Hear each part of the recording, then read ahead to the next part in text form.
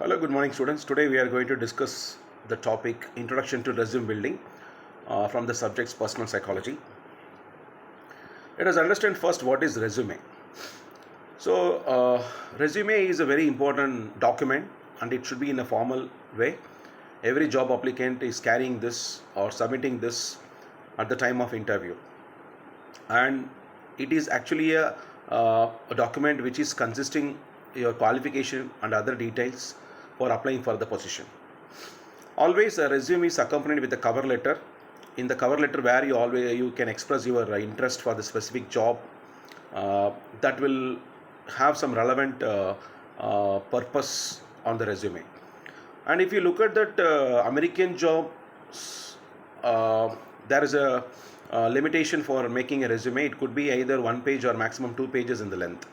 But when you see the British job, the British job applicants is always expected to produce or to bring a curriculum vitae called CV. CV is a detailed information about the resume only, but it may have more than 4 pages or maximum CV it may go 20 pages also. It depends on the profile of the person, whether if it is a fresher or experience. If it is fresher, it may have 4 pages hardly, and if it is experience, it may go beyond 15 or 16 pages.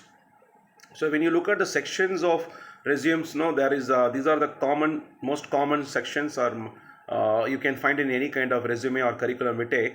One is it starts with the contact information, then followed by the qualification summary, which means the professional summary or objective goals and vision and mission, all these things. Then followed by the educational background and the employment experience details. Then after the skills acquired, skills the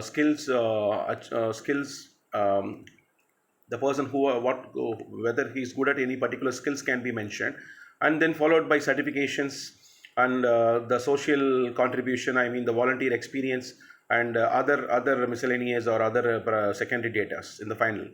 So each section, if you look at that, each section is having its own importance. When you look at contact information, it's all about your name, mobile number, email ID, and followed by your social media link or your portfolio URL. Then in the summary of qualification, you can give a brief introduction about you and your objective, mission, vision in 3 to 5 bullet points. Then followed by the education, where you have completed your degrees and school where you completed your PUC, no, the schooling experience. Then employment experience, where you can showcase that initially where you worked, then what kind of internships you have undergone, what kind of part-time jobs you have done, anything you can mention all your employment experience.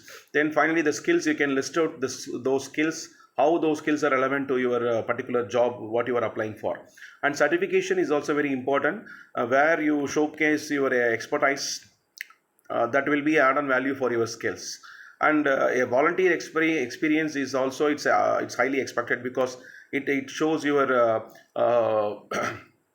social contribution, how you are connected with the people and networking, all these things. And finally the other sections, where you can keep your personal details or your achievements, etc. So there are actually 3 types of resume. When you see that first type, chronological format, it is highlighting your employment history most of the times, and this can work if you have a solid work history in a particular field and you are planning on looking for a similar position. So in that particular, for example, if you are a Java developer, then you can find as another programmer developer related, means you can find the same chronological format resume.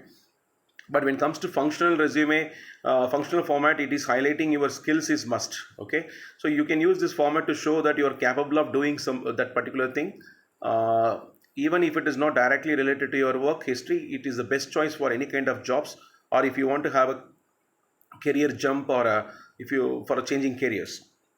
The third format is combination of both chronological and functional format. It is communicating your strongest qualifications while providing the employees with relevant information on your employment history. So you can choose 2 or 3 skill areas to recognize your experience, and usually students will prefer chronological format and experience will prefer functional format. And by combining both format is also a wise decision. It's actually up to the job what you are applying. And the other reasons for Resume prepares you for the interview. So resume gives you the sense of security. A resume can be used as a calling card, and resume is required for scholarship applications. So resume has a very important role. It gives you the opportunity, and it gives you the profile, and it is an invitation for the interviewer, and it is also a scholarly application where you are showcasing your accountable achievements. So finally, the conclusion is your resume communicates your qualification and your brand. So you are the person who can makes the difference in that, to the employers and to recruiters. So in a tough job market at present, you need a resume which is helping you to stand out in a sea of applicants. Ultimately, the purpose of strategically targeted polished resume is to get you an interview, definitely a call letter. So your resume is your golden ticket, no doubt. Thank you very much, students. Let us continue in the next class.